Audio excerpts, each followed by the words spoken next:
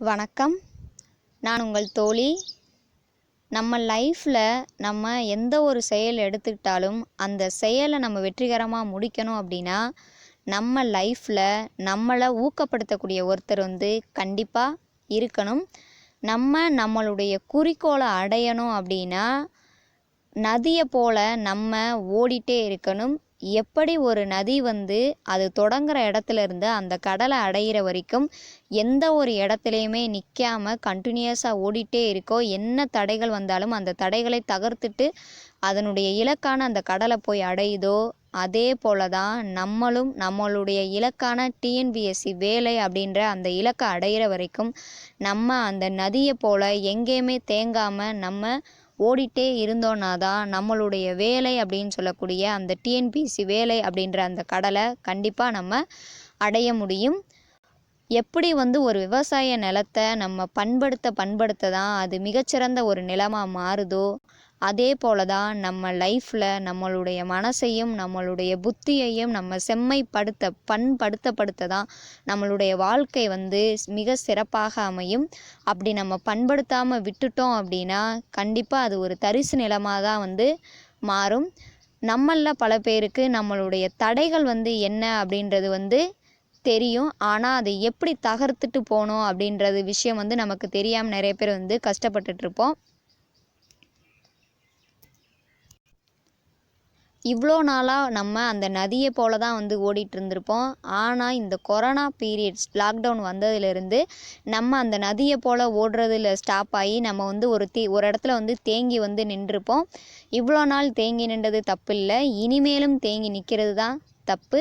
So நம்மளில் பல பேர்த்துக்கு நம்மளுடைய தடைகள் அப்படின்றது என்ன அப்படின்றது நமக்கு தெரியும். ஆனால் அந்த தடைகளை எப்படி தள்ளிவிட்டு போகணும், எப்படி அதை நம்ம தாண்டி போகணும் அப்படின்னு தெரியாமல் நிறைய பேர் கஷ்டப்பட்டுட்ருப்போம். ஏன்னா இந்த 2020 அதுவும் இந்த கொரோனா லாக்டவுன் வந்ததுலேருந்து நம்மளால் நிறைய பேர்த்தால் படிக்க முடியலை. ஸோ படிக்கிறதுக்கே ரொம்ப கஷ்டமாக இருக்குது. படிக்கிறதுக்கு அந்த இன்ட்ரெஸ்ட்டே இல்லை. புக்கை எடுத்த உடனே தூக்கம் வந்துடுது.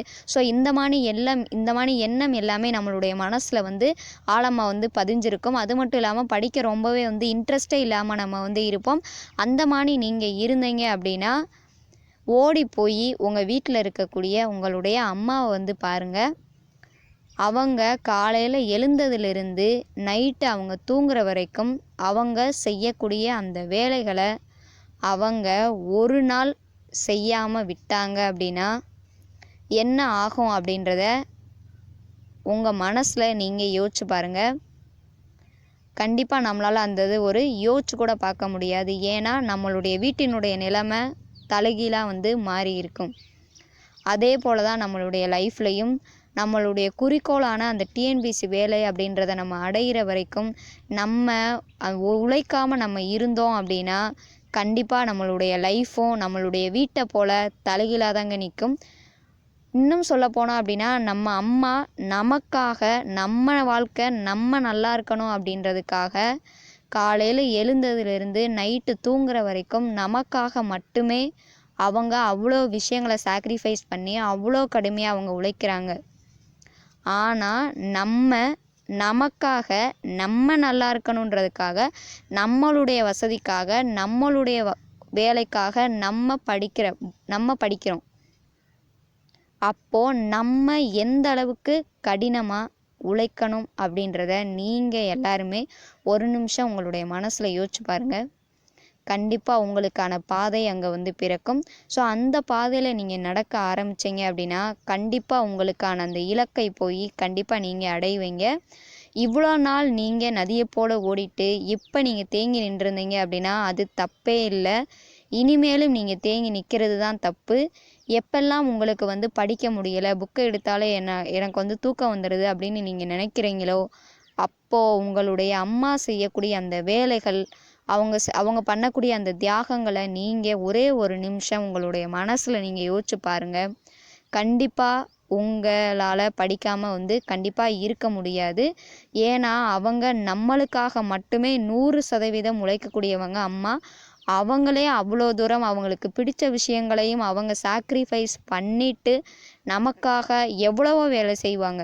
ஆனால் நமக்கு இருக்கக்கூடிய ஒரே ஒரு வேலை படிக்கிற வேலை மட்டும்தான். ஸோ அந்த வேலையை நம்ம செய்யலை அப்படின்னா நம்ம லைஃபு எப்படி தலைகீழாக மாறும் அப்படின்றத நீங்கள் எல்லாருமே ஒரே ஒரு நிமிஷம் மட்டும் யோசிச்சு பாருங்கள்.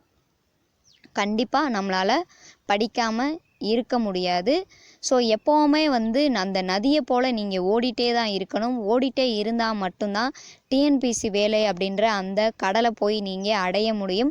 அப்படி நீங்கள் ஓடாமல் ஒரு இடத்துல நீங்கள் தேங்கி நின்றுட்டீங்க அப்படின்னா கண்டிப்பாக எப்படி வந்து ஒரு விவசாய நிலத்தை பண்படுத்தாமல் விட்டுட்டோம் அப்படின்னா அது தரிசு நிலமாக மாறுதோ, அதே போல் நம்மளுடைய லைஃப்பில் ஒவ்வொரு நாளையும் ஒவ்வொரு மாதத்தையும் நீங்கள் பண்படுத்தாமல் விட்டுட்டீங்க அப்படின்னா, உங்களுடைய அறிவையும் உங்களுடைய புத்தியையும் நீங்கள் பண்படுத்தாமல் விட்டுட்டீங்க அப்படின்னா கண்டிப்பாக அது ஒரு தரிசு நிலமாக தான் மாறும். அதனால நீங்கள் ஒவ்வொரு நாளுமே உங்களுடைய மனசையும் உங்களுடைய புத்தியையும் நீங்கள் பண்படுத்த தெரிஞ்சுக்கோங்க. பண்படுத்தலை அப்படின்னாலும் இனிமேலாவது பண்படுத்த கற்றுக்கோங்க. அப்போ தான் நம்மளுடைய லைஃபு அந்த நிலத்தை போல் மிக செழிப்பாக வந்து இருக்கும். ஸோ எப்பெல்லாம் உங்களுக்கு வந்து படிக்க முடியல அப்படின்ற எண்ணம் வருதோ உங்கள் அம்மாவுடைய முகத்தை போய் நீங்கள் பாருங்கள். கண்டிப்பாக உங்களால் படிக்காமல் அன்னைக்கு இருக்க முடியாது. ஸோ இந்த வீடியோ உங்களுக்கு பிடிச்சிருந்துச்சி அப்படின்னா மறக்காமல் லைக் பண்ணுங்கள், ஷேர் பண்ணுங்கள், இந்த சேனலை சப்ஸ்கிரைப் பண்ணுங்கள். நன்றி.